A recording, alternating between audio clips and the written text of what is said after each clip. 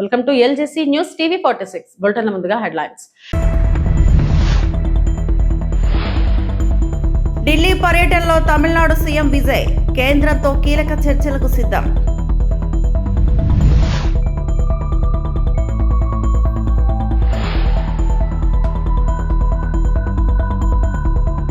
ఎన్టీఆర్ కు భారత రత్న ఇవ్వాలి AP CM Chandrababu.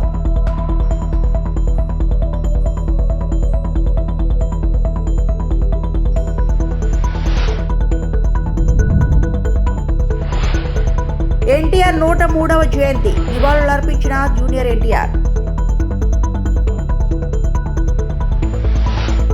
Tamil Nadu ముఖ్యమంత్రి సి జోసెఫ్ విజయ్ ఢిల్లీలోని తమిళనాడు హౌస్ నుంచి బయలుదేరారు. ముఖ్యమంత్రి బాధ్యతలు చేపట్టిన తర్వాత ఇది ఆయన తొలి అధికారిక ఢిల్లీ పర్యటనగా ప్రాధాన్యత సంతరించుకుంది.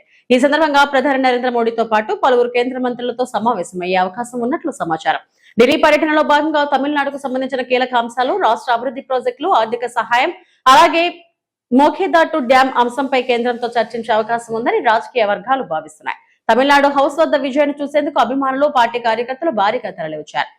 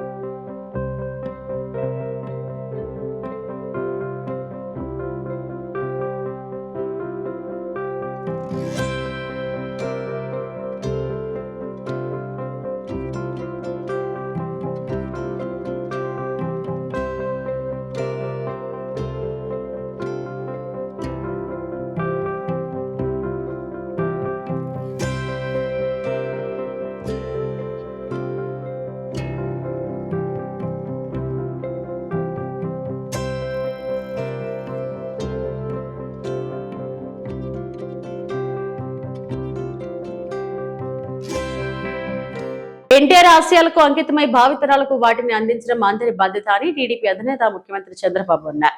ఎన్టీఆర్ ఆశయ సాధనలో భాగంగానే లోకేష్ మహిళలకు 33% సీట్లు ప్రకటన చేశారని తెలిపారు. రెండో రోజు మహానాడు కార్యక్రమంలో ఆయన మాట్లాడారు. తెలుగు జాతి ఆత్మగౌరవానికి ప్రతీకగా నిలిచిన ఎన్టీఆర్ కు భారతరత్న ఇవ్వాలనేది ప్రజలందరి డిమాండ్ అని తెలిపారు. ఆయన చేసిన పాత్రలు వేయాలంటే మళ్లీ ఆయనే పుట్టాలి తప్ప ఇతరులకు అసాధ్యమన్నారు. దేశ రాజకీయాల్లో ప్రాంతీయ పార్టీలకు గౌరవాన్ని కల్పించారని తెలిపారు. అలాంటి నాయకుడు మరొకరు లేరన్నారు. దేశానికి, రాష్ట్రానికి విశేష సేవలు అందించిన ఎన్టీఆర్ కు దేశ అత్యున్నత పురస్కారం భారతరత్న ఇవ్వాలని మహానాడు వేదిక ఏకగ్రీవంగా తీర్మానం చేసింది. మళ్ళీ ఒకసారి కేంద్రాన్ని కోరుతున్నాం. ఈ ఎన్టీఆర్ అంటే తెలుగు జాతికి ఒక సెంటిమెంటు. తెలుగు జాతి మొత్తం ఏకపక్షంగా ఆరాధించే ఏకైక నాయకుడు నందమూరి తారక రామారావు గారు. ఆయనకు భారత తెలుగు వెలుగ్గా నిలిచిన స్వర్గీయ ఎన్టీఆర్కి భారతరత్న ఇవ్వాలనేది మనందరి డిమాండ్.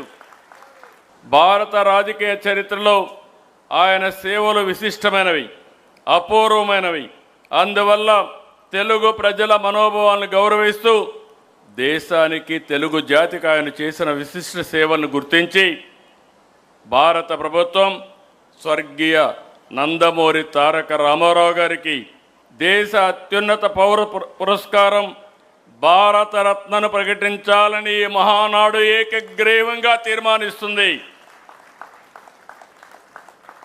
ఇది మనందరి ఆకాంక్షే కాకుండా ప్రతి తెలుగువాడి ఆకాంక్ష, తెలుగువాడి కోరిక. ఈరోజు మీరు ఒక్కసారి చూస్తే దేశ రాజకీయాల్లోనే పెను మార్పులకు నాంది పలికిన వ్యక్తి మళ్ళీ ఒకసారి ఏకగ్రీవంగా రాష్ట్రం మొత్తం మనం కోరుకుంటున్నాం, పార్టీ అంతా కోరుకుంటున్నారు. మీరందరూ కూడా దీన్ని ముక్త కంఠంతో ఏకగ్రీవంగా ఇక్కడుండే వాళ్లే కాకుండా ఎవరైతే ఈరోజు క్లస్టర్ స్థాయిలో ఉండే వాళ్ళు కూడా లేచి నిలబడుకొని గట్టిగా ఏకగ్రీవంగా ఆమోదించాల్సిందిగా మిమ్మల్ని అందరినీ కోరుతున్నాం.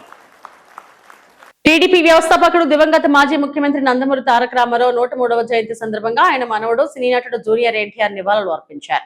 గురువారం హైదరాబాద్ లోని ఎన్టీఆర్ ఘాట్ వద్దకు చేరుకుని పుష్పాంజలి ఘటించారు. ప్రముఖుల రాక నేపథ్యంలో ఎన్టీఆర్ ఘాట్ వద్ద పోలీసుల బందోబస్తు ఏర్పాటు చేశారు.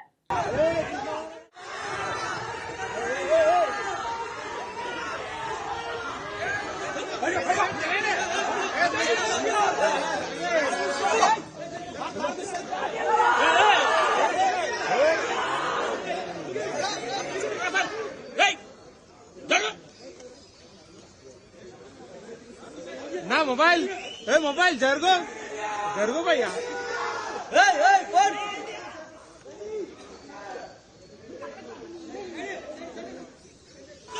మహానాడులో టీడీపీ నేతల భాష బాడీ లాంగ్వేజ్ అహాస్యంగా ఉందన్నారు మాజీ మంత్రి ఆర్కే రోజా. ఇది సైకిల్ పార్టీ మహానాడా లేక సైకో పార్టీ మహానాడా అని ప్రశ్నించారు. వైఎస్ఆర్సీపీ అధినేత వైఎస్ జగన్ కాలికోటికి సరిపోని వారు ఇష్టం వచ్చినట్టు మాట్లాడుతున్నారు. మహానాడును టీడీపీ కార్యకర్తలు కూడా పట్టించుకోలేదని ఎద్దేవా చేశారు. మహానాడా లేక సైకో పార్టీ మహానాడా అని అందరికీ ఒక అనుమానం కలిగింది. ఎప్పట్లాగే వాళ్ళు జగన్మోహన్ రెడ్డి గారి కాలి గోటికి సరిపోని వాళ్ళు కూడా ఏ విధంగా రెచ్చిపై మాట్లాడుతున్నారో మనం చూస్తున్నాం. అలాగే జగనన్న ముందర నించోడానికి ధైర్యం లేనోళ్ళు కూడా మైకులు ముందున్నాయని ఎలా మాట్లాడుతున్నారో మనం అందరం కూడా గమనిస్తున్నాం. వీళ్ళ మహానాడులో ప్రసంగాలన్నీ మీరు చూస్తే పెద్ద బోగస్ మాటలే అని ఈ రాష్ట్ర ప్రజలకి మరోసారి కూడా అర్థమైంది. ఎందుకంటే ప్రజలకి ఆల్రెడీ 2 ఏళ్లలో పర్సనల్గా వాళ్ళు కూడా దాన్ని అనుభవించారు. ఎందుకంటే వాళ్ళకి ఏం అందటం లేదు కాబట్టి. ఈరోజు ప్రజలతో పాటు తెలుగుదేశం పార్టీ కార్యకర్తలకు కూడా ఈ తెలుగుదేశం పార్టీ ఒక బోగస్ పార్టీ, బోగస్ మాటలు తప్ప ఏం చేయదనేది వాళ్ళకు కూడా ఈరోజు అర్థమైంది. అందుకే టీడీపీకి 70 లక్షల మంది కార్యకర్తలు ఉన్నారు అని చెప్పి ప్రగల్భాలు పలుకుంటారే, మరి ఈరోజు మీరు చూస్తే హైబ్రిడ్ మహానాడు అని నియోజకవర్గాల వారీగా డిజిటల్ స్క్రీన్స్ పెట్టి కుర్చీలు వేసి మీ స్పీచ్లు వినిపిస్తుంటే ప్రజలు సరే వాళ్ళు ఎలాగూ రారు, మీ వల్ల ఉపయోగం లేదని తెలిసిపోయింది కాబట్టి మరి టీడీపీ కార్యకర్తలు కూడా ఎందుకు ఆ డిజిటల్ స్క్రీన్స్ ముందు కూర్చోట్లేదు, మీ స్పీచ్లు వినట్లేదు అనేది ఒకసారి మీరు ఆలోచించండి.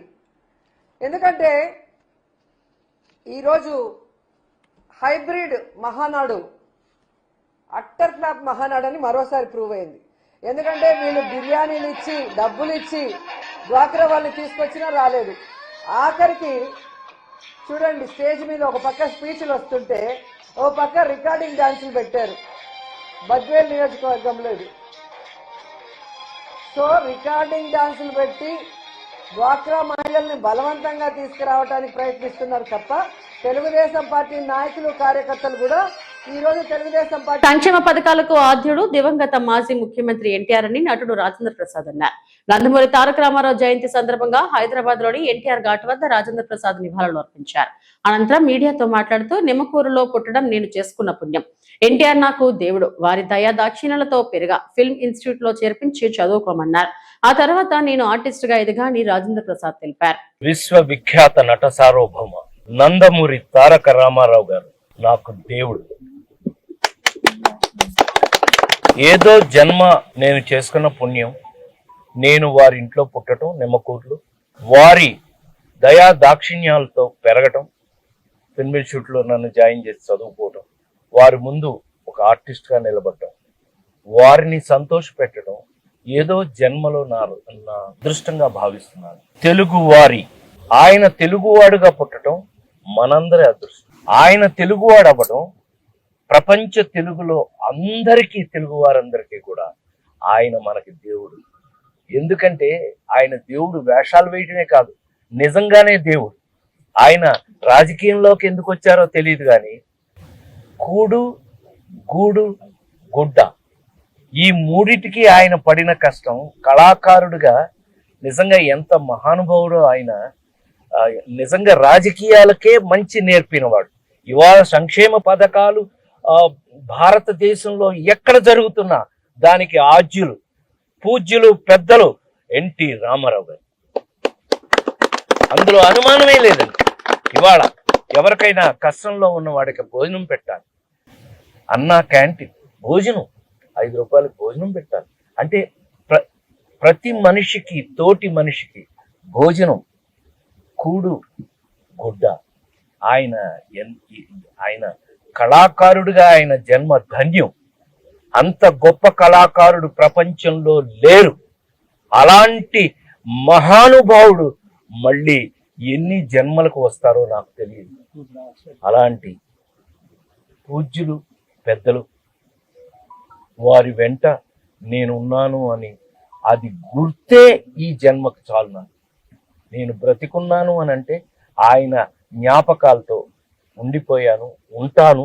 ఎప్పటికీ మీ ముందు కళాకారుడిగా ఉన్నంత వరకు కూడా వారి జ్ఞాపకాలు నాతోనే ఉంటాయని మరొక్కసారి మీ అందరికీ పేరు పేరున తెలియజేస్తూ, జోహార్ ఎన్టీఆర్, జోహార్ ఎన్టీఆర్, జోహార్ ఎన్టీఆర్.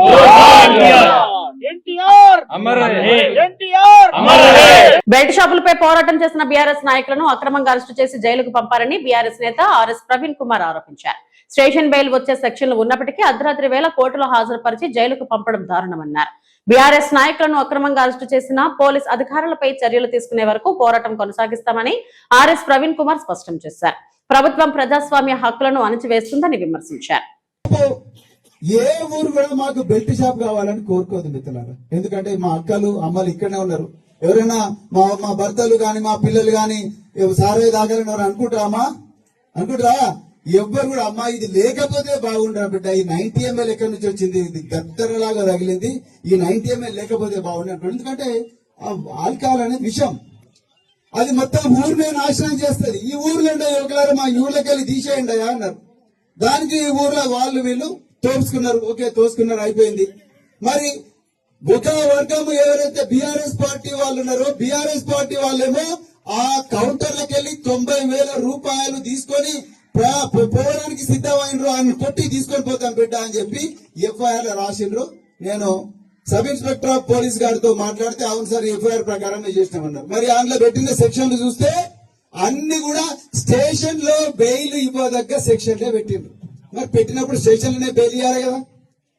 స్టేషన్ లో బెయిల్ ఇవ్వకుండా సీదా తీసుకుపోయి రాత్రి 10 గంటలకు, రాత్రి 2 గంటలకు మేజిస్ట్రేట్ దగ్గర నిలబెట్టిండ్రు. రాత్రి 2 గంటలకు ఏ వకీలు వస్తాడంటే, ఏ మేజిస్ట్రేట్ జల్దీ జైలుకి పంపాడు. నాకు నిద్ర వస్తుంటే నిద్ర లేపుతారా మీరంట, నిద్ర లేపి నన్ను ఇలా చేస్తారా అని చెప్పి కోపంతో మేజిస్ట్రేట్ ముందు రేపు పొద్దున ఇది జైలు పంపేయండి, తర్వాత బెయిల్ వచ్చినప్పుడు చూసుకుందాం అంటాడు. నేను పోలీస్ అధికారులను అడిగిన, అవునయ్యా కరెక్టే, వీళ్ళు బెట్టి షాప్ వద్దన్నారు, మీద కూడా కేసు కావాలి కదా. వీళ్ళు కంప్లైంట్ ఇస్తే ఎక్కడనే ఉన్నది, ఈ కంప్లైంట్ ఇస్తే దాని మీద కనీసం సిగ్నేచర్ కూడా పెట్టలేదు పోలీసు వాళ్ళు. ఇవాళ నేను జనార్దన్ రెడ్డి గారు ఇద్దరం కూడా డిఎస్పీతో మాట్లాడినాం, ఎస్ఐతో మాట్లాడినాం, వాళ్ళ పై అధికారితో కూడా మాట్లాడినాం. బరాబర్ దీన్ని ఉన్నతాధికారుల దగ్గర తీసుకుపోతాం. నిజంగా తప్పు చేసిన పోలీస్ అధికారుల మీద తప్పకుండా చర్యలు తీసుకునే దాకా మేము పోరాడుతూనే ఉంటాం. ఇంకా ఈ బెల్ట్ షాపు, ఈ లిక్కర్ షాపు, ఈ సారాయి షాపు మా ఊర్లో వద్దు అని చెప్పి తిరుపతిలో 35వ అఖిల భారత స్థాయి బ్రాహ్మణ వధూవరుల వివాహ పరిచయ వేడుక ఈ నెల 31వ తేదీన నిర్వహించున్నారు. వివాహ పరిచయ వేదికతో పాటు శివపార్వతుల కళ్యాణం, షష్ఠి పూర్తి కార్యక్రమాలు కూడా జరగనున్నాయి. తిరుపతి బస్టాండ్ ఎదురుగా అంకాలమ్మ గుడి సమీపంలోని ఎస్ఆర్ కన్వెన్షన్ హాల్లో మే 31న బ్రాహ్మణ వధూవరుల వివాహ పరిచయ వేదిక నిర్వహించున్నారు. మే 30న సాయంత్రం శివపార్వతుల కళ్యాణం సాంప్రదాయబద్ధంగా జరగనుంది. అలాగే షష్ఠి పూర్తి, భీమరథ శాంతి, సహస్ర చంద్ర దర్శన కార్యక్రమాలు కూడా నిర్వహించనున్నట్లు నిర్వాహకులు తెలిపారు. ఉదయం 8 గంటల నుండి స్పాట్ రిజిస్ట్రేషన్ సౌకర్యం కల్పించారు. 60 సంవత్సరాలు నిండిన వాళ్ళకి షష్ఠి పూర్తి, 70 సంవత్సరాలు నిండిన వాళ్ళకి భీమరథ శాంతి, 80 సంవత్సరాలు నిండిన వాళ్ళకి సహస్ర చంద్ర దర్శన కార్యక్రమాన్ని జరుపుతాం.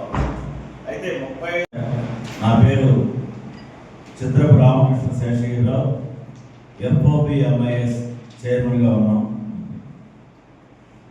మాచిరాజు కిరణ్ కుమారు ప్రధాన కార్యదర్శి, ఎఫ్ఓబి ఎంఐఎస్ అంటే అఖిల భారత బ్రాహ్మణ కళ్యాణోపాధ్యాయ వివాహ సమాచార కేంద్రాలకి కార్యదర్శిగా ఉన్నారు.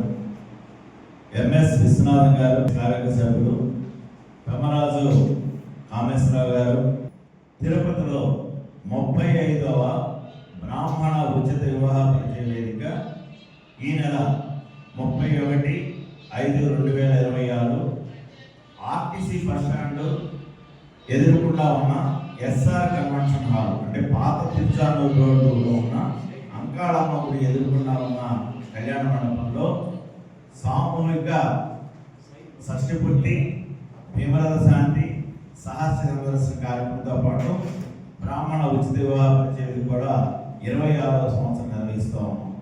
అయితే పెళ్లి కాని వధువు వరులకి త్వరితగతిలో వివాహం జరగాలి అంటే శివపార్వత కళ్యాణం చేస్తే మంచిదని, ఇది అందరికేనండి, కేవలం బ్రాహ్మణే కాదు అందరు కూడా.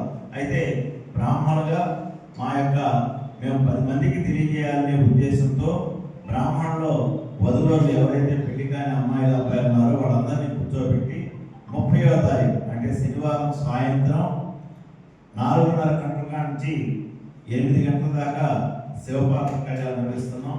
పాల్గొన్న వారందరూ కూడా ఆ రోజు రాత్రికి మరి ప్రసాద వితరణ ఉంటుంది. అలాగే 31వ తారీఖు మార్నింగ్ ఎర్లీ అవర్స్ 4:30 నుంచి ఉదయం 4:30 నుంచి 8:30 దాకా 60 సంవత్సరాలు నిండిన వాళ్ళకి షష్ఠి పూర్తి, 70 సంవత్సరాలు నిండిన వాళ్ళకి భీమరథ శాంతి, 80 సంవత్సరాలు నిండిన వాళ్ళకి సహస్ర చంద్ర దర్శన కార్యక్రమాన్ని 15 సంవత్సరాల నుంచి నిర్వహిస్తూ ఉన్నాం. అందరికీ ఆయుషోహం గణపమైన వస్త్రాలు బహుకరించి స్వర్ణ మంగళధారణ కూడా చేస్తూ ఉన్నాం. ఇది దాత యొక్క సహకారంతో 15 సంవత్సరాలు. ఇది కంచిస్వామి గారి ఆదేశానుసారం కార్యక్రమం చేస్తున్నాం. అలాగే అఖిల భారత స్థాయిలో 35వ వివాహ పరిచయం చేస్తున్నాం. తిరుపతిలో ఇది 26 సంవత్సరాల నుంచి నిర్విఘ్నంగా జరుగుతూ ఉంది. అలాగే మరి మొన్నటి దాకా 15వ తారీఖు దాకా మే 15వ తారీఖు దాకా ఉచితంగా ఎవరైతే రిజిస్టర్ చేసుకున్నారో వారి పేర్లన్నీ కూడా నమోదు చేసుకుని మరి 30వ తారీఖు సాయంత్రం పరిచయ వేదిక అయిన తర్వాత సుమారు 1500 అడ్రస్లు అబ్బాయిలు అమ్మాయిలతో కూడిన అడ్రస్ ఉచితంగా ప్రారంభం చేస్తాం. త్యాగానికి ప్రతీకగా భావించే పవిత్ర బక్రీద్ పండుగను తిరుపతి నగరంలో ముస్లిం సోదరులు భక్తి శ్రద్ధలతో జరుపుకున్నారు. ఈద్గా మైదానంలో ప్రత్యేక ప్రార్థనలు నిర్వహించారు. తిరుపతిలోని ఈద్గా మైదానానికి పెద్ద సంఖ్యలో ముస్లిం సోదరులు చేరుకుని ప్రత్యేక నమాజ్ ప్రార్థనలు నిర్వహించారు. పరస్పర ఆలింగనం చేసుకుంటూ బక్రీద్ శుభాకాంక్షలు తెలుపుకున్నారు. ఈ సందర్భంగా తిరుపతి ఎమ్మెల్యే ఆర్ని శ్రీనివాసులు ఈద్గా మైదానానికి చేరుకుని ముస్లిం సోదరులకు బక్రీద్ శుభాకాంక్షలు తెలిపారు. ముస్లిం సోదరులందరికీ ఈద్ ముబారక్.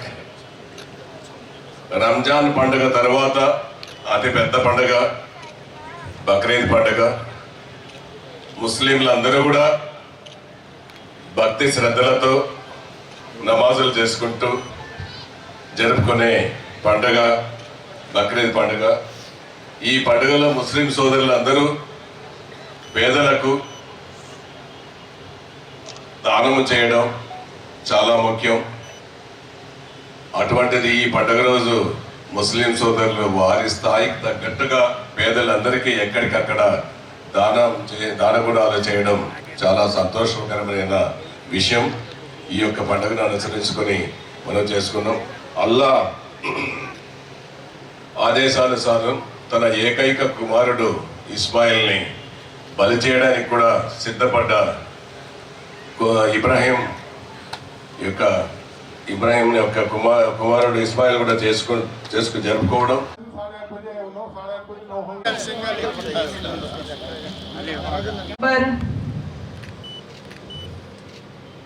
అల్లాహు అక్బర్. అల్హమ్దులిల్లాహి రబ్బిల్ ఆలమీన్ अर्रहमानिर रहीम. खुशी का मौका इनायत फरमाया जिसे खुशी मनाने का जश्न मनाने का मौका तलाश करते थे और यही वजह है. ऐ अल्लाह हम सब के खताओं से दरगुजर फरमा. ऐ अल्लाह दिन के उजाले में रात के. రాజన్న సిరిసిల్ల జిల్లా బోయన్పల్లి మండలం దొండ్రపల్లిలో మట్టి మాఫియా వీరంగం. ఎన్ని ఫిర్యాదులు చేసినా పట్టించుకోని అధికారులు, స్థానికుల ఆగ్రహం వ్యక్తం చేస్తున్న ఆగని తవ్వకాలు, అధికారులు కాంట్రాక్టర్ మధ్య ఏం రహస్యం దాగి ఉందో అంటూ చర్చించుకుంటున్న ప్రజలు. ఇప్పటికైనా అధికారులు స్పందించి తవ్వకాలు ఆపాలని ప్రజలు కోరుతున్నారు. నమస్కారం అండి అందరికీ. ఇవాళ బోయిన్పల్లి మండలం దుండ్రపల్లి గ్రామ చెరువుకు సంబంధించిన పూడికతీత పర్మిషన్ అని ఇరిగేషన్ ఈ గారు పర్మిషన్ ఇచ్చిర్రు. అది దుండాపల్లి గ్రామం నుంచి మరి తీర్మానం కాపీ ఇచ్చిర్రు. మరి ఇచ్చినప్పుడు వాళ్ళు తీసుకున్న పర్మిషన్ వచ్చేసి 800 క్యూబిక్ మీటర్లు. 800 క్యూబిక్ మీటర్లకు లూజ్ మట్ అయితే 40 టిప్పర్లు అవుతుంది. మరి ఒకవేళ తోడితే ఎక్కువ అవుతుందని ఈ గారు చెప్తున్నారు కదా, తోడితే 80 టిప్పర్లు అవుతుంది కావచ్చు, అంతకంటే ఎక్కువ అయితే కాదు. మరి 100 టిప్పర్లు పోతున్నాయి సార్, మరి మీరు ముగ్గు పోసిరా, ఏదైనా మార్క్ చేసి ఇస్తున్నారా అని అడిగితే సమాధానం లేదు సార్ దగ్గర నుంచి. అట్లనే ఇరిగేషన్ అధికారులకు హాలిడే నిన్న అయ్యాలైతే నిన్న హాలిడే అని ఇచ్చి మళ్ళీ దాన్ని చేంజ్ చేయకుండా నడిపించుకోమని చెప్తున్నారు. సంబంధిత రెవెన్యూ కానీ పోలీస్ వారికి కానీ మేము ఇన్ఫర్మేషన్ ఇచ్చినా కానీ ఇరిగేషన్ వారు పర్మిషన్ ఇచ్చిరని చెప్తున్నారు. అదే ఇరిగేషన్ వారు ఇచ్చిన పర్మిషన్ కాపీలో 60 మీటర్లకు దూరం కట్టకు 60 మీటర్లు విడిచిపెట్టి తోడాలన్నది. మరి 20 మీటర్ల దూరంలో తోడినా వాళ్ళు స్పందిస్తలేరు. అదే ఇరిగేషన్ గారు క్వాంటిటీ ఎక్కువైపోయింది నోటీస్ ఇచ్చినామని చెప్తున్నారు. నోటీస్ ఇచ్చినా కూడా ఆపడం లేదు అని అంటే మరి ఏందో అర్థమైతలేదు. అట్లనే 2 జేసీబీలు పెద్ద పెద్ద జేసీబీలు పెట్టి 200 మిషన్స్ 100 టిప్పర్లు తెచ్చి లోడ్ ఎత్తున్నారు. ఆ వీడియోలు ఉన్నాయి, అవన్నీ పంపినా కానీ ఇప్పటి వరకు రెస్పాన్స్ అయితే లేరు. అసలు అధికార యంత్రాంగం చిన్న పొరపాటు జరిగితేనే పరిశాన్ చేసేటోళ్ళు చిన్న చిన్న వాళ్ళ దగ్గర మరి ఇంత పెద్ద దోపిడీ జరుగుతుంటే ఎందుకు కోరుకుంటున్నారో అర్థమైతలేదు. అన్ని డిపార్ట్మెంట్లకు ఇన్ఫర్మేషన్ ఇవ్వడం జరిగింది. అసలు స్పందిస్తారా స్పందించరా ఏంటనేది ఒక్కసారి మీడియా మిత్రులకు కూడా ఒకసారి చెప్తున్నా, ఒక్కసారి ఆలోచన చేయండి. బండ్ల నెంబర్లు లేకుండా మిషన్ లెక్క దాకా పెట్టి డే నైట్ కొట్టి ఇలా హాలిడే రోజు కూడా నడిపి మబ్బుల 5:30 6 గంటలకు స్టార్ట్ చేస్తున్నారు. అక్కడ ఉపాధి కూలీలు ఉంటున్నారు, వాళ్ళని అడిగినా చెప్తారు, గ్రామస్తులను అడిగినా చెప్తారు. అక్కడ కళ్ళు గీత కార్మికులు ఉన్నారు, గౌడన్నలు, వాళ్ళని అడిగినా చెప్తారు. అసలు మరి ఎందుకు స్పందించట్లేదు? 20 మీటర్లకు దగ్గర కట్టకు 20 మీటర్ల దగ్గర పోయి మేము ఆపి చెప్తే కొంచెం దూరం దౌడుతున్నారు. ఇప్పుడు మరి 60 మీటర్ల దూరం ఉండాలనే రూల్ పాటించట్లేదు, హాలిడే రోజు అవ్వద్దనే రూల్ పాటించడం లేదు. ఇవి పాటించకున్నా కానీ ఎన్నోసార్లు ఇరిగేషన్ గారికి ఫోన్ చేసి చెప్పడం జరిగింది, అయినా స్పందిస్తలేడు. అసలు ఏం జరుగుతుంది అనేది మరి మీకే తెలవాలి, అధికార యంత్రాంగానికే తెలవాలి. ఎందుకనంటే చిన్న చిన్న రైతులు ఏదైనా వాళ్ళ పొలాల్లో ఆడదాడనే పర్మిషన్లు అడిగే మీరు ఈ పర్మిషన్ లేకుండా 60 మీటర్ల దూరం, బల్ల నెంబర్ లేకపోవడం, 2 జేసీబీలు పెట్టడం, 800 క్యూబిక్ మీటర్లకు 100 టిప్పర్లు పోవడం, వీటి వెనుక మరి ఎవరున్నారు, అసలు ఎందుకు నడుపుతున్నారు అనేది ఇక మీకే తెలవాలి. ఇవి ఇప్పటివరకు నా బులెటిన్ అప్డేట్స్. నమస్తే.